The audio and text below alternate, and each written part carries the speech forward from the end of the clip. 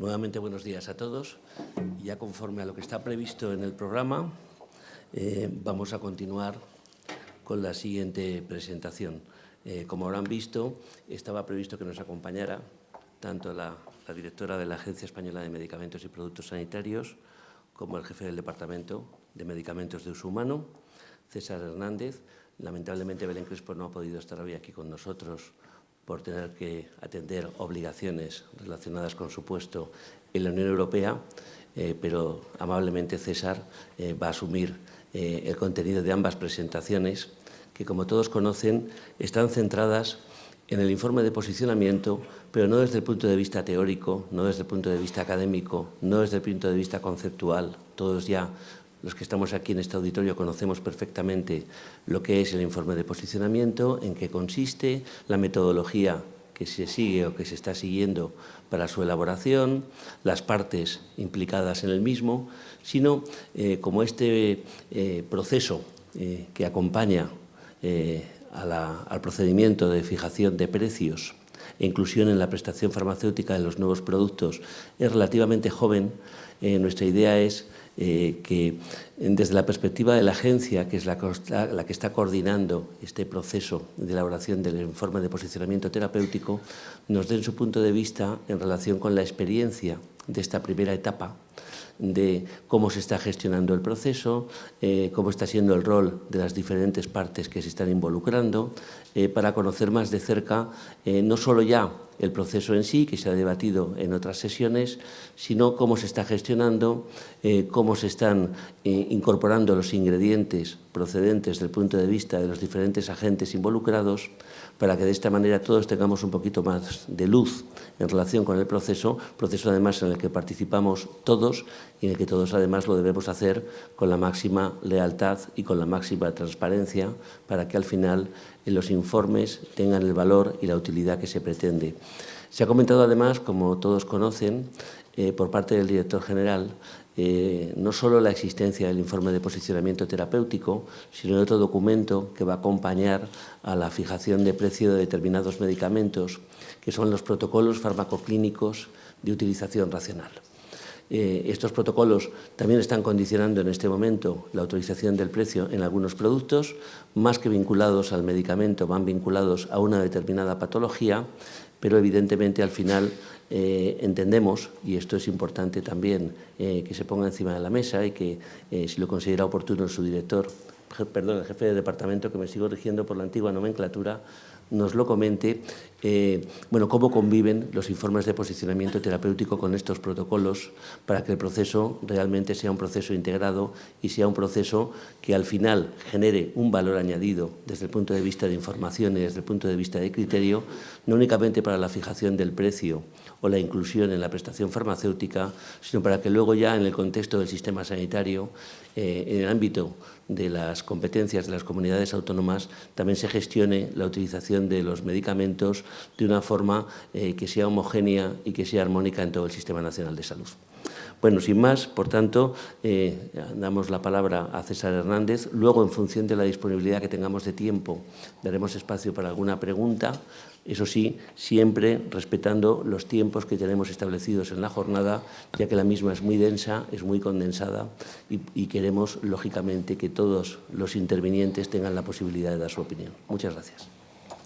Bueno, gracias, Federico, y gracias a los organizadores. Disculpar a mi directora. Estamos discutiendo temas de tasas de farmacovigilancia en Europa y ya sabéis que el dinero es una cosa, digamos, muy importante porque sin dinero no hay recursos. Y ese es el motivo por el que ella no está.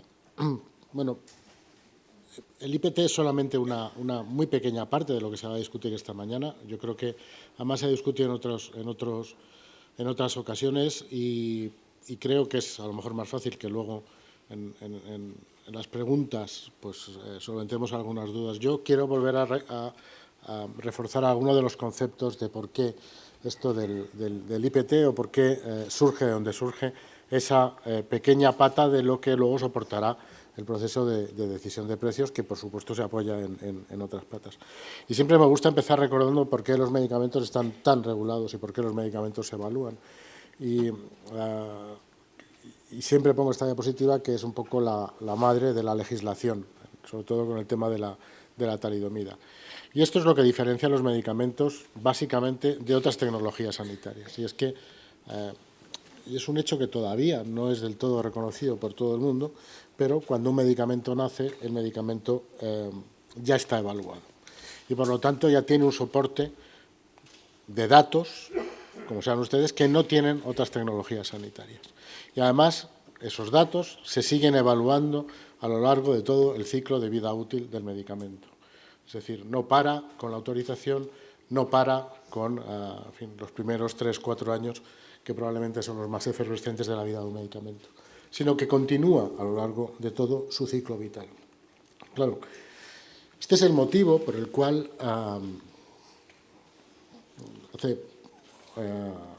en febrero de este año, pues en una reunión que tuvimos, hemos tenido varias veces ya en Londres con estructuras de la autorización de medicamentos, tanto de la EMA como de autoridades competentes nacionales, como algunas HTAs, pues venimos teniendo todos los años, y auspiciado fundamentalmente por la EMA y por este proceso de acercamiento que saben que está en marcha. Y claro, cuando a alguien le pregunta a una agencia de evaluación de tecnologías sanitarias cuánto tiempo dedican a medicamento y cuánto tiempo dedican a otras tecnologías sanitarias, la respuesta es que dedican el 80% del tiempo y el 80% de los recursos a evaluar medicamentos, que ya están evaluados. Y es un poco lo que quiero significar con esta imagen, es decir, el drama y también la belleza del tema del medicamento es que está bajo la luz, mientras que hay una gran parte de la tecnología sanitaria que no está debajo de la luz. Por eso es muy fácil, digamos, evaluar y reevaluar medicamentos. Otra cosa que quiero aclarar y no quiero dar por sentada, porque el otro día en una reunión sobre biosimilares con profesionales sanitarios no estaba claro, yo entiendo que todos los que están aquí sí que lo saben, es cuál es la estructura de decisión en cuanto a autorización de medicamentos en Europa. Y cuando hablamos de la EMA, cuando hablamos de la Agencia Europea de Medicamentos, hay veces que estamos hablando de un organismo que hace decisiones, toma decisiones, elabora directrices, pone en marcha programas a los que somos ajenos el resto de las autoridades regulatorias en Europa. Y esto no es así.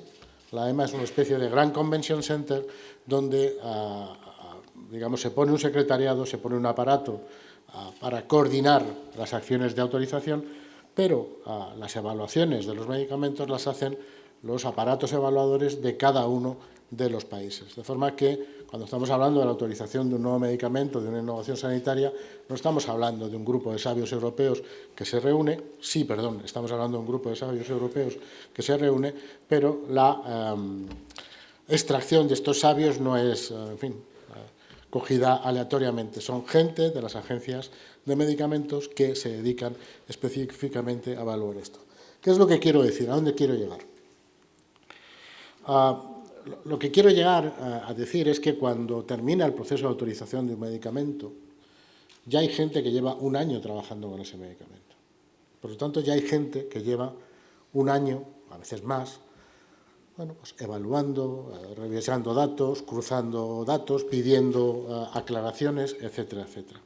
Y desaprovechar esa parte a la hora de tomar el siguiente pasito, que evidentemente no es exactamente el que corresponde a la autorización, es ir un poco más allá, desperdiciar ese know-how de esa gente que ha estado un año evaluando, sería tirar mucho a la basura y, en fin, reempezar un camino que ya hay otra gente que habían dado. Por eso hemos preferido, la propuesta que se ha puesto encima de la mesa es aprovechemos todo esto a la hora de hacer los IPTs, juntemos a la gente que luego está diciendo cosas y tratemos entre todos de hacer un único informe que tenga sentido. ¿Para qué? Fundamentalmente para la siguiente instancia decisora, ¿vale? La instancia que toma la decisión de precio y de financiación. Pero también, yendo más allá, ¿vale?, una vez que eso está tomado, para que sirva como informe de referencia en pues otros ámbitos, a nivel regional, a los profesionales, incluso también a los pacientes. Que los pacientes encuentren ahí un marco donde puedan entender cuáles son las bases que llevan a proponer una cosa u otra. Esto no quiere decir que vaya a dejar de haber otras evaluaciones. El sistema no pretende ser competitivo con el de otras evaluaciones. Obviamente las sociedades científicas van a decir lo que piensan, porque no siempre va a ser coincidente con lo que se diga, o no siempre va a ser coincidente lo que digan unas sociedades científicas con lo que digan otras. Obviamente los pacientes van a decir lo que piensan. Obviamente va a haber, en fin, estructuras que una vez que el medicamento esté en el mercado y haya pasado un tiempo van a reevaluar datos, en fin, con datos en la práctica clínica real, le van a dar la vuelta, van a retorcer determinado tipo para verlo desde otros puntos de vista. Lo que pretende el IPT es ser un informe sólido, liderado por la Administración Sanitaria y que en el momento de la liberación del producto y para la decisión de precio y financiación tenga una utilidad a esta otra instancia que tiene que tomar la decisión. Por lo tanto, digamos, aquí el éxito no está en abolir que haya informes por otras instancias, sino que el informe que se haga sea lo suficientemente sólido, coherente, para que sea reconocido, aunque haya discrepancias, por todo el Sistema Nacional de Salud. Yo creo que, en algún caso lo hemos dicho, se ha sobrevalorado, es decir, la necesidad de un único informe, en el sentido de que sea el informe que dice todo. No, yo creo que los informes dicen mucho en función del contenido, pero también en función de quién vienen. Y aquí hay que entender que este es un informe liderado fundamentalmente por la Administración Sanitaria, con los profesionales, con los pacientes, pero liderado desde la Administración Sanitaria. Es una especie como de carrera de relevos, yo trato de explicar siempre. Tenemos el conocimiento, hemos trabajado con el medicamento, vamos a seguir trabajando. Tenemos elementos que son sólidos, es decir, la eficacia de un medicamento, la seguridad. Generalmente hacen falta grandes nuevos elementos de conocimiento como para que eso dé un viraje de muchos grados, de 180 grados. Entonces, esa parte del conocimiento del medicamento nos gustaría que estuviera pegado al medicamento y que otros elementos, digamos, de decisión pues pudieran irse beneficiando de ese cuerpo de conocimiento que se sigue con el medicamento y que se vaya utilizando. Por supuesto, en una parte pues intervienen unos actores o protagonizan más unos actores y en otra parte protagonizan más otros, en una carrera de relevos. Pero es muy importante que la sincronización, el paso del relevo, esté engrasado, porque sabéis que si no, ahí es donde, en fin, después de grandes carreras, los equipos son eliminados. ¿Vale? Y esa interacción es muy importante que exista, y eso es lo que estamos intentando limar con este sistema. Y eso es lo que se hizo con esta propuesta de colaboración, que en fin, costó trabajo trabajar, costó trabajo llegar, pero que está sirviendo de base para el trabajo de esta modesta parte inicial de lo que es tener un único informe de posicionamiento terapéutico que pueda servir de base para todo el Sistema Nacional de Salud. Claro, dicho esto, también, luego lo volveré sobre el tema, estamos en la parte más incipiente, ¿vale?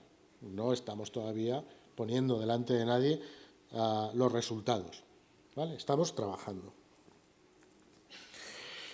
Y el día 11 de junio, con esta cosa de San Bernabé, pues empezamos las reuniones del grupo que coordina todo esto del posicionamiento terapéutico, ¿vale? Y desde entonces hemos tenido 3 reuniones, tenemos otra prevista, creo que el calendario está por ahí, pero está otra prevista, están previstas las reuniones de todo este año y a final de este año pondremos las reuniones de todo el año que viene. Iremos trabajando. Obviamente no es sencillo sentar a 17 comunidades autónomas y la parte de la Administración Central e ir trabajando, pero es lo que estamos haciendo, limando, empezando a hablar un lenguaje común, ¿vale? Y encontrando la fórmula. Y además, trabajándolo en paralelo, lo cual es complicado, porque no hemos esperado a dotarnos de unas reglas de procedimiento, por así decirlo, para empezar a trabajar. De forma que vamos aprendiendo, por un lado, de lo que vamos trabajando y, por otro lado, pues vamos trabajando con lo que estamos aprendiendo, ¿vale? Y lograremos tener un procedimiento que, desde luego, en cuanto que esté terminado, será público en la parte que tiene que ser. Claro, ¿qué ocurre? Yo lo puedo entender, que hemos entrado, en fin, si uno mete... esto es tremendo, ¿no? Cuando tú metes, por ejemplo, en Google y de repente ya la primera entrada que te sugiere es informe de posicionamiento terapéutico, quiere decir que es que mucha gente ha estado haciendo cosas con todo esto.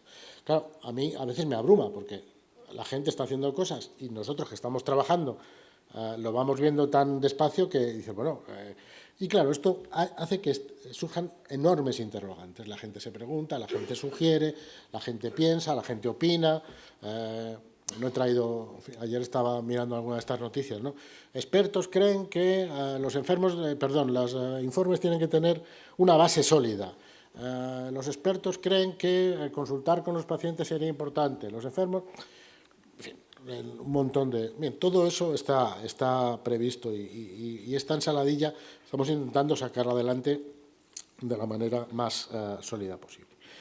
Simplemente, en fin, esto ha dicho Federico que no iba a hablar, lo voy a pasar muy rápido, pero es un poco el proceso. Nosotros vamos a llevar, a ver, lógicamente, insisto, nos valemos de que la agencia ya tiene un trabajo hecho con los medicamentos y creemos que vamos a estar en disposición de poner un primer informe encima de la mesa muy pronto durante el proceso de autorización de un medicamento. Incluso que vamos a ser capaces de ligarlo en el futuro con aspectos de lo que es el acceso precoz a los medicamentos en España. Y que con ese informe, bueno, pues vamos a involucrar a otros aparatos de evaluación para que en red coordinemos y evaluemos de forma coordinada este documento. Una vez que ese documento esté consensuado es donde pasará información a comentarios de sociedades, pacientes, industria, de stakeholders, en definitiva. ¿Vale? Y cuando estos lo devuelvan, será reevaluado y solamente en ese momento, cuando ya esté en disposición de ser finalizado, volverá al grupo de coordinación que se lo mandará a las autoridades de precio y financiación. Y ahí, en principio, esperaremos a que haya una decisión de precio. Y cuando haya la decisión de precio, pues, con eso del informe, sabiendo si en fin, la decisión de precio incluye algún tipo de restricción, de refinamiento del informe, de lo que sea, pues terminaremos el informe y lo haremos público. ¿Vale? En principio, este es un poco el esquema a seguir. Seguimos, y esto yo creo que es importante, pero a ver, yo creo que todos los que estamos aquí somos conscientes de que la diferencia entre 3 y 5 meses en las circunstancias actuales tampoco es en fin, una diferencia, como decir, es un retraso intolerable, pero creemos que podemos cumplir ese espacio de tiempo de 3-4 meses que se produce entre la peridecisión del CHMP, opinión del CHMP, y la decisión consiguiente de la Comisión en la autorización de los medicamentos centralizados. O, en el caso de que hubiera alguno nacional, la opinión del Comité de Medicamentos de Uso Humano de la agencia y la finalización de la autorización también por parte de la agencia.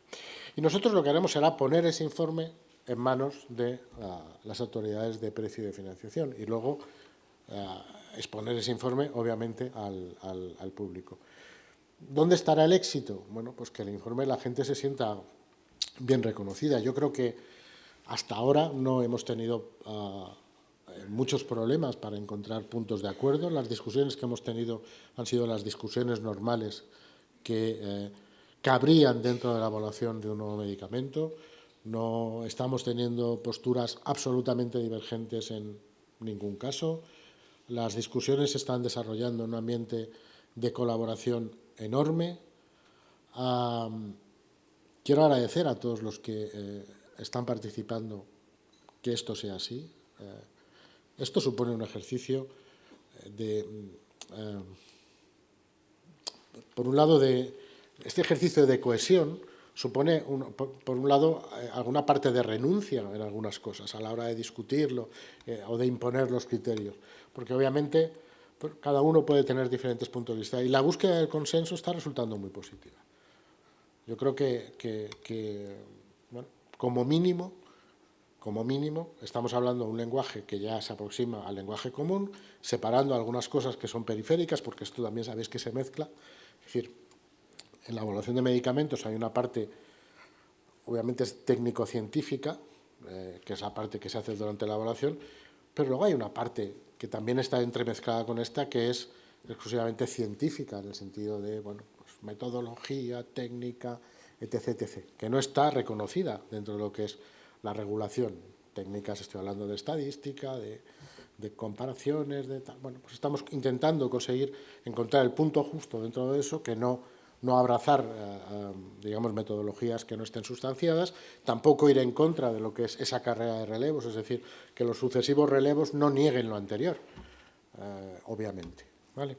Y en ese empeño es en el que estamos.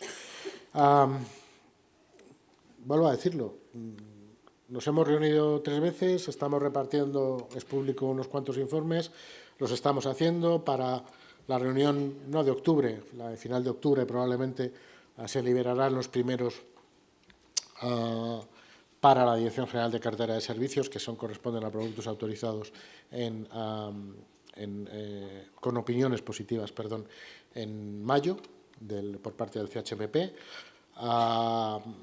Estamos trabajando en esta otra parte, que son productos que, no siendo de este trabajo prospectivo, hemos recuperado retrospectivamente a petición de la Dirección General de Cartera de Servicios o de la propia Comisión Interministerial de Precios, y los estamos llevando también en paralelo. Estamos abordando productos desde la base del producto y estamos abordando patologías desde la base de la patología. Le podemos llamar a unos protocolos y a otros informes, o lo podemos llamar a todos informes, pero un poco la diferencia es esa. En definitiva, estamos trabajando. Yo sé que no es fácil, sé que no es ni siquiera lo habitual, pero pediría lo que he pedido en todos los foros: 1 año. Esperar a mayo, junio, antes del verano del año que viene, para juzgar si realmente los informes que han salido tenían sentido, si hemos logrado poner de acuerdo a todo el mundo, si realmente esto está funcionando. Y lo más importante también, que Farmacia, la Dirección General de Cartera de Servicios, diga: estos informes son útiles o no son útiles. Porque este es el primer destinatario que se puso dentro del marco del que nos hemos dotado. Entonces, les pido paciencia, les pido, en fin, un poco de esperar a que salgan los informes, ir luego criticando los informes que vayan saliendo, ir criticando los procedimientos.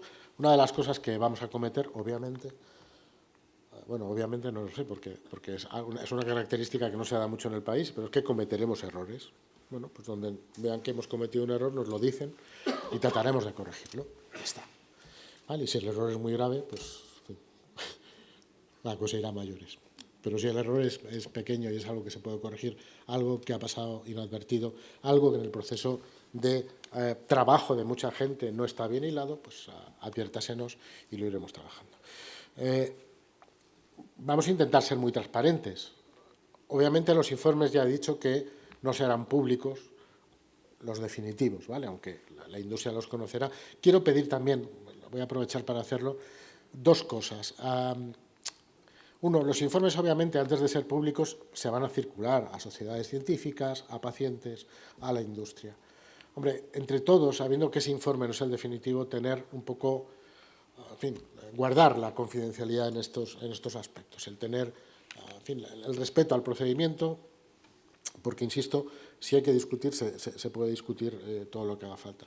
Pero entonces, que no nos encontremos con un informe que, en fin, a lo mejor no es el definitivo, o que no es el circulando por ahí o en manos o publicado, cuando a lo mejor es simplemente un borrador. Bueno, o, si está publicado, que la gente que lo publique entienda que eso forma parte de un proceso y que es solamente un borrador. Y luego la otra cosa que también quiero pedir es tranquilidad a la hora de abordar a los diferentes actores de todo esto, por lo menos dentro del IPT. No está previsto que el IPT sirva para, en fin, abrir periodos de audiencia, de documentación, no, ni siquiera temas que tengan que ver con el precio. No es el IPT donde se dirime eso se dirime en otro lado, ¿vale? En el IPT aspiramos a evaluar aquello que está en el dossier.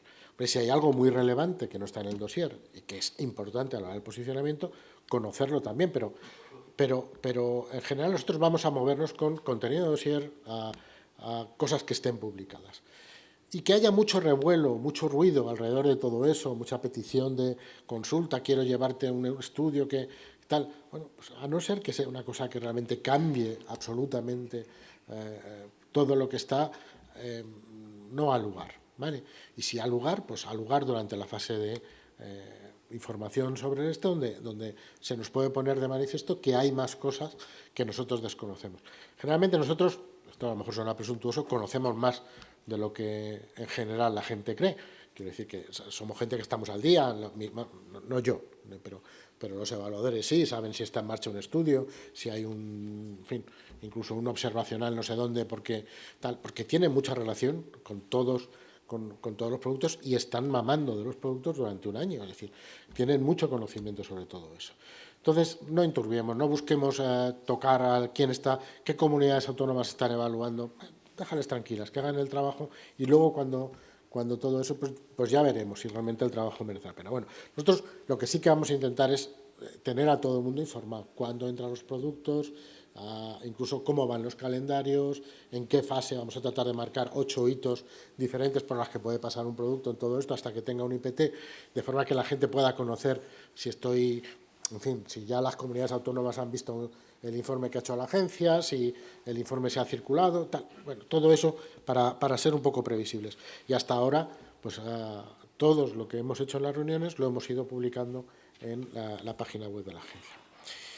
Y nada más, a la espera de lo que quieran preguntar, yo de esta parte solamente pedirles eso, un poco de tiempo y tranquilidad, porque si uno al final dedica más tiempo a explicar lo que no hace que hacer lo que tiene que hacer, pues el problema es que al final el trabajo no termina saliendo adelante.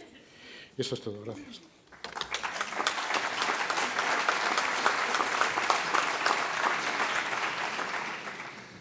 Muchísimas gracias a César Hernández por su intervención y, sobre todo, por el estilo de la intervención y por la forma en que nos ha transmitido las cosas, que ha sido franco, ha sido directo, ha sido claro. Nos ha dado, además, yo creo que consejos o recomendaciones muy útiles a todos. Ha reconocido algo que todos tenemos que reconocer cuando empezamos a hacer algo nuevo, y que a veces no lo decimos, y cuando hacemos algo nuevo siempre, como se dice en inglés, estamos learning by doing y doing by learning. A la vez que empezamos, aprendemos, y conforme aprendemos, empezamos. Con lo cual, yo creo que precisamente esta es la forma de empezar con algo nuevo, partiendo de que nada es perfecto, de que se va a intentar integrar información procedente de diferentes fuentes, que a veces son heterogéneas, que una cosa también ha dicho él, que yo creo que es importante que todos entendamos, y es que para ganar todos como conjunto, como grupo, como sociedad, también todos individualmente, como agente, como stakeholder, tenemos que ceder algo. Y sobre todo, otro tema importante que también ha comentado, que es buscar la máxima flexibilidad, la máxima agilidad, darnos un tiempo, y él ha puesto como plazo razonable para reevaluar todo el proceso, un año de funcionamiento del mismo. Probablemente en este momento al sector lo que le inquieta más quizás son los tiempos, y es normal porque cuando un producto cuesta mucho tiempo desarrollarlo y que al final esté disponible para los pacientes, el tiempo genera tensiones. En este momento, además, la agencia tiene que administrar a la vez los que ha iniciado ya conforme a las reglas, con unos plazos establecidos desde la opinión positiva del CHMP, con aquellos que están en la transición, los, digamos, retrospectivos, como decía César, que son bastantes, y evidentemente hay que administrar también los tiempos y las responsabilidades. Bueno, tenemos como unos 10-12 minutos para alguna pregunta. Lo que ruego es que las personas que vayan a preguntar simplemente de forma directa levantan la mano, se identifican, preguntas muy concisas. César también intentará contestar muy concisamente para que quepan el mayor número posible de las mismas, porque tenemos que cumplir, como decía antes, estrictamente el horario. Con lo cual ya simplemente cualquiera que quiera preguntar en este momento puede hacerlo.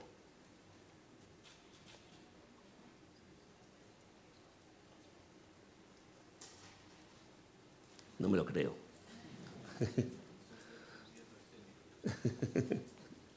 Alguien dice por ahí que es el miedo escénico. Aquí no hay miedo escénico, ¿eh? Estamos en un contexto de confianza y yo creo que nos conocemos prácticamente todos los que estamos aquí.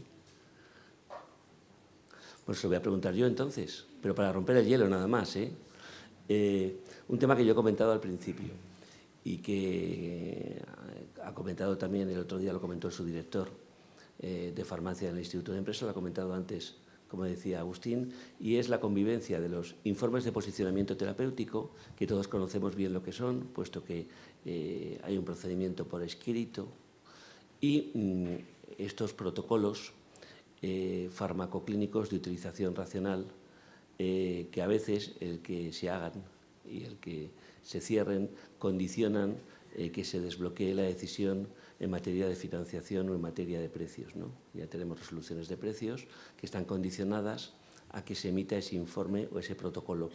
Y simplemente es preguntarle a César, en cuanto a la metodología, en cuanto a los tiempos, en cuanto a la forma de hacerlo, si está previsto que los protocolos se asimilen al informe o tengan otro recorrido, porque claro, yo entiendo, y a lo mejor me equivoco, corrígeme si me equivoco, que el protocolo más que relacionado con un producto en concreto, va relacionado con una patología, donde hay varios productos, algunos ya están en el mercado, otros están en proceso de estar y otros estarán, con lo cual habrá que actualizarlo. Simplemente que nos dé un poquito más de guía, si le parece oportuno en relación con esto. Bueno, siendo muy breve, efectivamente hay solicitudes, lo hemos hablado, y si llamarles del mismo modo, si no llamarles del mismo modo, tal. Bueno, se llamen del mismo modo, no se llamen del mismo modo, la principal diferencia que hay es esta: en un caso entras por producto, en otro lado entras por patología. Nosotros el tratamiento, una vez que recibimos la información se solicita un protocolo farmacoclínico sobre X, lo integramos, en la primera visita lo empezamos a trabajar desde la agencia y en la primera reunión que tenemos del grupo de coordinación, pues buscamos gente que se haga cargo de ese informe por parte de las comunidades autónomas y lo trabajamos de la misma manera y en principio con los mismos plazos que los informes de posicionamiento que todo el mundo conoce. Lo que sí que es cierto es que no es lo mismo, yo qué sé, que te pidan un protocolo farmacoclínico sobre, voy a poner un caso que todo el mundo imagina, cáncer medular de tiroides metastásico en lo que sea, ¿vale? O melanoma metastásico. Que cáncer de mama en primera línea. Pues obviamente, lo primero, cáncer de mama en primera línea, probablemente protocolizarlo sea imposible, pero evidentemente si hubiera que hacer cualquier tipo de información sobre eso, sería mucho más largo que si estamos hablando, por mucho que sea un protocolo farmacoclínico, de una patología pequeña donde a lo mejor solamente hay un par de medicamentos que tienen ese nicho como lugar. Pero en principio, mismo sistema de trabajo y a mismos plazos, si es posible. Gracias, César. Sí, atienda el micrófono.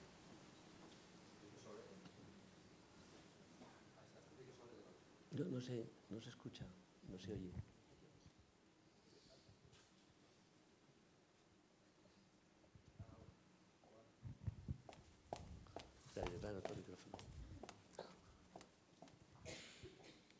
Decía Enrique Soler de Valencia, del Hospital Arnau de Vilanova y la comisión o el comité asesor de bioética de la comunidad.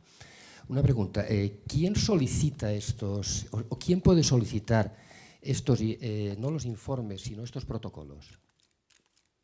Los protocolos nos los solicita la Dirección General de Cartera de Servicios y Farmacia o directamente o a través de la Comisión Interministerial de Precios. Igual que los informes, o sea, no ninguna sociedad científica ni nada. Los informes o sea, es una solicitud de dentro de la Administración, ¿no? A ver, ya les estoy llamando yo distinto a las dos cosas y esto va a hacer que perdure.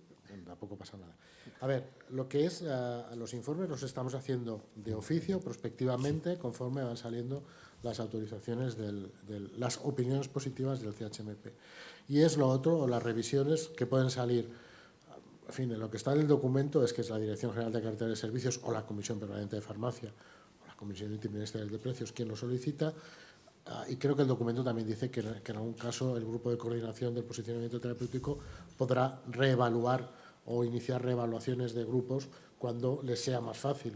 Por ejemplo, en fin, si bien el N medicamento para el cáncer de pulmón no microcítico, bueno, pues a lo mejor es mejor abordar dentro del posicionamiento todos que hacer un informe pequeño solamente del último medicamento que viene ahí. Pero eso lo vamos a ir viendo. ¿Y este protocolo después también va al establecimiento de precio, financiación? No, porque eso sería esa parte, ¿o cómo va el tema? Hasta ahora los protocolos están hechos o pensados después de la decisión de los que hemos están después de la decisión de precio. O sea, después, el IPT es antes y hasta ahora sí. Es decir, y los protocolos van a ser después.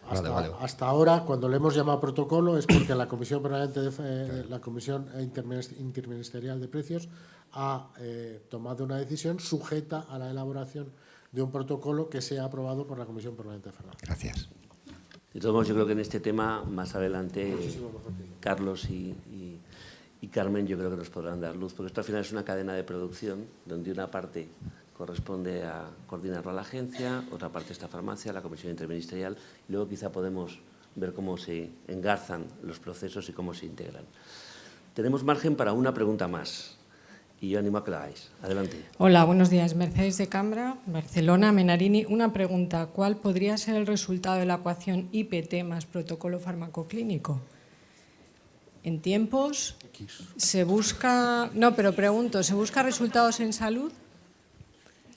Porque la finalidad del protocolo de farmacoclínico, pues la verdad es que suscita muchas dudas. O al menos a mí, voy a personalizar. Bueno, yo creo que esas dudas se van a ir solventando conforme vayamos viendo cuáles son las dudas que se generan y todo eso. Vamos a ver.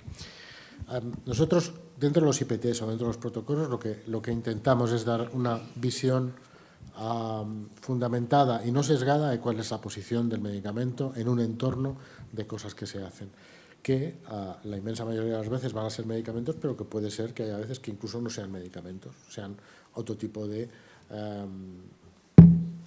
tecnologías sanitarias, ¿no? Sí, y posicionarlo de eso para que la gente que tenga que tomar decisiones las tome de manera más fácil, o teniendo como una de las fuentes de información eso, y aprovechando el trabajo. Hombre, evidentemente, no sé si es el fondo de tu pregunta, pero claro, puede ser que en un momento determinado un IPT y eso querría decir que el sistema ha funcionado, hecho hace 3 años y sobrepasado por un nuevo medicamento y no revisado, pues tenga que ser arrastrado por un nuevo informe que diga, bueno, lo que se dijo en aquel informe no es exactamente ya, queda obsoleto. O que un IPT arrastrado por un protocolo de toda la patología, bueno, pues quede, digamos, de alguna manera revisado, ¿no? por todo eso. Pero yo creo que es que así es la vida, bueno, que si uno se pone a bucear, cualquier tipo de documento que haga sobre un procedimiento que está vivo y los medicamentos están vivos, pues claro, o es una cosa continua o realmente queda obsoleta enseguida. Entonces supongo que puede pasar eso, pero no se ha dado el caso, ya veremos cómo ocurre. Bueno, no se ha dado el caso, está a punto de darse un caso que ya veremos cómo lo solucionamos. Es otro ejemplo del learning by doing, ¿verdad? Que al final se van a presentar casuísticas que no están previstas. Es que la mayor parte, esto es lo que ocurre generalmente con todo, bueno, en la autorización de medicamentos al menos. Es decir, que realmente, y esto los que trabajáis en la industria, bueno, a lo mejor no vosotros, pero generáis paradigmas que tienen que estar continuamente en revisión, pues claro, es un desafío grande para todo el sistema, empezando por lo que yo ahora mismo represento, que es la regulación. Y yo creo que esperar a tener todas las posibilidades resueltas en un plano teórico antes de empezar a trabajar, lo que nos lleva es a la inacción, y la decisión fue vamos a trabajar y lo que nos vayamos encontrando de nuevo lo iremos solucionando en el camino. Muchas gracias, César. Pues la última pregunta que estaba pendiente y ya cerramos esta parte de la jornada. Sí. Hola, buenos días. Soy Tatiana Dilla de Laboratorios Ligi. Tras leer la propuesta, dice que de modo opcional se podría incluir una evaluación económica en estos informes de posicionamiento terapéutico. Y le quería preguntar a César con qué carácter, porque lo marca de opcional en la propuesta, con qué carácter piensan que se puede incluir esta evaluación y si va a ser una evaluación completa de tipo estudio coste-efectividad o va a ser más sencilla una comparativa de costes de los tratamientos disponibles. Y también si va a ejercer de algún modo recomendaciones a la hora de fijar un precio máximo o un precio recomendado para la financiación. Gracias. No, nosotros trataremos, ese es el documento que estás leyendo es el documento que se consensuó, en fin, dice lo que dice, y sobre ese documento es sobre el que estamos trabajando, cómo realmente desarrollar las cosas. Estamos trabajando cómo desarrollar las cosas y, obviamente, en un plano, digamos, muy teórico, a todos se nos va la cabeza a 1000 cosas. Estamos intentando ser tremendamente prácticos. Y yo estoy repitiendo una cosa sobre el tema de los aspectos económicos, dos cosas, quiero decir, voy a intentar ser muy breve. La primera, todo lo que tiene que ver con decisión de precio y financiación es competencia de la Dirección de Cartera de Servicios y, por lo tanto, en fin, a nadie se le ocurriría, yo qué sé, invadirnos competencias entre unos y otros, ¿vale? O sea, por una parte, esa parte, digamos, queda fuera. Ojo, comunidades autónomas son las mismas las que están en un lado y en otro. Quiero decir que sí que hay un puente entre las comunidades autónomas que están participando con la Dirección General de Cartera de Servicios en el desarrollo que se ha hecho en la parte de precios, con las que están participando en el otro lado. Pero, sobre todo, lo que yo quiero a la hora de hacer el IPT, la parte que me toca, es desmitificar cualquier veleidad con respecto a posibilidad de tener cifras. Cualquier cifra que pudiéramos poner sería absolutamente, en fin, elucubrativa. Con lo cual, a priori, no me interesa perder tiempo con aspectos que pueden ser elucubrativos cuando se lo tengo que dedicar a cosas que no son tan elucubrativas. Es decir, deja ese aspecto para que se trabaje, obviamente lo he dicho en una carrera de relevos, pero en la parte donde se tiene que trabajar, y centrémonos en la parte primera, en lo que podemos trabajar en la parte primera. Esta es, digamos, una opinión. Obviamente no se puede deslindar, pero ese es el trabajo continuo de la carrera de relevos que estamos tratando de trabajar. ¿Vale? Muy bien, pues muchísimas gracias otra vez y si les parece, quedan 2-3 minutos para el 45, para comenzar el 45, la siguiente parte de la mesa.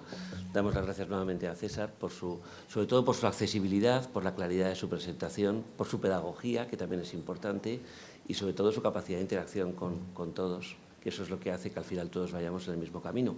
Y ya invito a que suban a la mesa los siguientes ponentes, don Carlos Lenz y doña Carmen del Castillo. Bueno.